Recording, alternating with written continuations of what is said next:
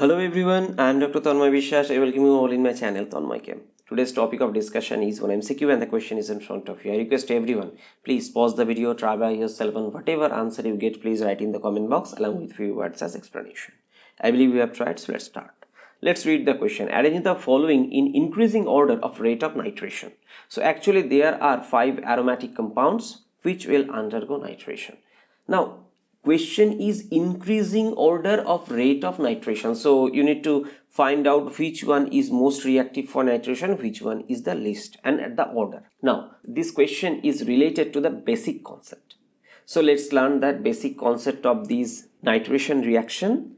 And first we shall learn the generation of electrophile. Means in this case, since nitration is done, so the electrophile is this NO2 plus. It is called as nitronium ion. By the way, it's a cationic species. So cationic species means positive charge, means deficiency of electron. That is the reason it behaves as electrophile. Now how it is produced? Remember, mixture of concentrated sulfuric acid and concentrated nitric acid. Now first question, between concentrated sulfuric acid and concentrated nitric acid, who is stronger acid? Actually sulfuric acid is stronger acid. Now if you mix them two, mixed acid, so in this case sulfuric acid will act as acid, means it will release the H plus, and who will act as base? And obviously concentrated nitric acid will act as base, means it will abstract proton. And if you look at the structure of nitric acid, it looks like this.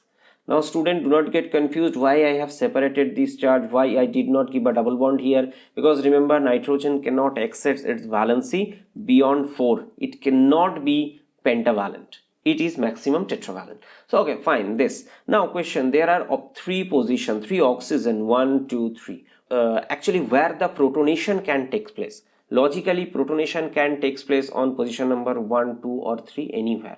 But in this case actually it's a reversible. Now but if the protonation take place at position number 3, it has a fate. What do I mean? So after protonation, these oxygen will have a formal positive charge. Means actually it is added to H plus. H plus means you can say electron deficient. So consequently some electron deficiency will have on this oxygen too. Now that's why it's positive charge. Now actually oxygen is by nature electronegative atom carrying a electron deficiency. It's not that much stable. So what will happen in the next step? It prefers to eliminate, means this lone pair will push this negative charge, it will leave. What is the driving force? Obviously a stable molecule formation. Not only that, it will produce NO2. Actually it is linear in nature, plus charge. So from that diagram or image you can understand this nitrogen is actually electron deficient. That's why this nitrogen center of this nitronium ion will act as the electrophile. Okay, and obviously this HSO4 is the conjugate acid, and we know sulfuric acid is a very strong acid, means this conjugate base Cb is very stable, so it is there. HSO4 minus is the conjugate base of sulfuric acid. Now so I have generated the electrophile. Now the next step, aromatic electrophilic substitution. So how this substitution take place? By the way, if you look at the question, in this case methyl NO2 Cl, and here every CH is replaced with deuterium. So this is, so let's look at, this is the R.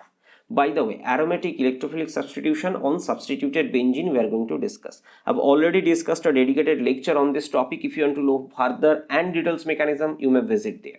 Now what happens? Electrophile. Electrophile is electron deficient species, and this benzene ring, if you look at, it has 6 pi electron in conjugation. So from that point you can consider it has 6 pi electron delocalized, so it is relatively electron rich. That's why it undergo aromatic electrophilic substitution. But this electron richness could be controlled by the nature of this R. If R is electron donating group, it increases the electron density in the benzene ring, so benzene ring is more susceptible for aromatic electrophilic substitution. If R is electron deficient, then benzene ring is less electron rich, so it's less reactive for aromatic electrophilic substitution. And less reactive means slow reaction, more reactive means fast reaction. So in this way kinetics will be affected. Now so two things you can expect, that since this group is there, so actually orthopara orienting, if I consider, if R is orthopara orienting, then electrophile will attach to ortho position, and next time if you look at this electrophile, and another case para position electrophile attach. So if the electrophile attach ortho position, positive charge comes here. So if R is electron donating, so this positive charge will be stabilized by this R group. If it goes to para, so okay, fine, positive charge is here, you can draw another canonical form. By the way, student, I request everyone in home, please practice drawing such kind of canonical forms. It is very helpful for your learning. Okay, so in this way also the positive charge goes there. This is, and if this electrophile attacks meta in case of electron withdrawing group, so positive charge comes here, next positive charge goes there, such that positive charge remain little away from this R, because R is electron deficient or electron withdrawing group. That is the overall thing. And second step, so first step is actually reversible. I mean this sigma complex formation, and in this case if you look at this step, aromaticity is lost. Okay, so this step is reversible and relatively slower. Fine, this sigma complex formation. Next step, what happened? Next step, every case one proton, so from there one proton release, so aromaticity is back, I mean this one. Now in the next step you can see this proton could be abstracted here, you can get this para substitution, or here this H plus will be abstracted, it will go there, it will produce the meta. So ortho, para, meta, anything you get in this way. And this second step is actually irreversible step and it is faster. Why it is faster? Because in this step you can see aromaticity is gained. So that is the driving force for this reaction. Okay, now this is the understanding we have learned. Now here if you look at first step is reversible, so kinetics, it's slow step, so the reactions kinetics is dependent on the first step only. Remember this information. So what you have learned from this discussion, the bonds broken in the first step, actually which is a reversible step, can affect the kinetics of the reaction, and however if the bond is broken in the second step, irreversible step, it will not affect the kinetics of our reaction. Now here important conclusion, I guess, which is the big problem about hydrogen and deuterium. So there will not be any change, in the reaction rate upon isotropic substitution hydrogen and deuterium, because previously we have studied that isotopes have almost same chemical property but different physical property.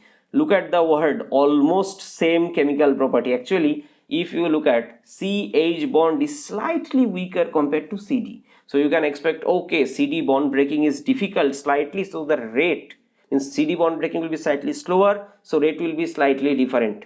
I agree, but that will not. Observe here, why? Because the second step, I mean this step where these hydrogen bond is broken, that bond breaking is not included in the kinetics as it is the first step. Okay, now based on this much knowledge, which one will be maximum reactive? Now if you look at this methyl group, it is actually electron donating group, so benzene ring is more electron rich, so it will be maximum reactive for AES, so it is first, option B. Next is, look at this, is these NO2 and Cl, they are overall electron withdrawing in nature, so next we will go for benzene and these hexadeuteriobenzene. Now as I told that since the breaking of this CH or CD is not involved in the RDS, so this doesn't matter, both A and C will have same reactivity. So B, next C. Now if you understand up to this much, you can easily eliminate option 1 and option 4. This is called process of elimination. Now next point, this nitro group is very high electron withdrawing, both it has both minus R and minus I operating same direction, that's why it's a very strong electron withdrawing. But if you look at chlorine, it has two kinds of effect working in the opposite direction. This lone pair donation inside the benzene nucleus means plus R, and in the opposite side this carbon chlorine sigma bond exists, so it pulls through the sigma bond, that is minus I, and in this case minus I is dominant over plus R. I repeat, in case of this halobenzene, the minus I effect is more dominant over plus R. So this benzene ring is orthopara orienting but slightly deactivating for aromatic electrophilic substitution. So after this 2 benzene there will be E, and least reactive will be this nitrobenzene. Which option follows this? Option 2 is the right answer.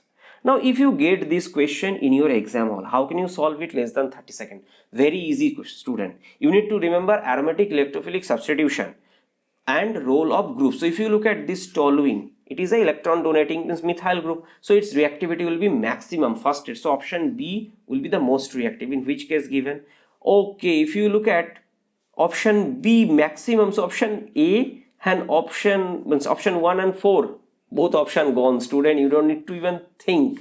This is that much easy. Initially you may think, sir, it's a very complicated, so many things are there, very time consuming. Actually not, it's a very easy problem. So these two options gone. Next, how? Actually two options remaining here. So as I told, it is a maximum reactive, so B. Next case, if you look at this option A versus option C, as I told, their reactivity is same. So okay, next. But there is a question. Compared to benzene, chlorobenzene is slightly less electron rich. So compared to benzene, how it could be more reactive? So in this situation, option 3 is gone. What is remaining? Option 2. Less than even 20 seconds, you can conclude the right answer. But for that purpose, you need to know this concept. Okay, so I guess you have understood. This is the overall discussion. Thanks for watching, and if you really consider the content of my channel is worthy, then please help this channel to grow. And regarding any doubt about the logo of my channel, please read this part. So see you in my next video. Bye bye.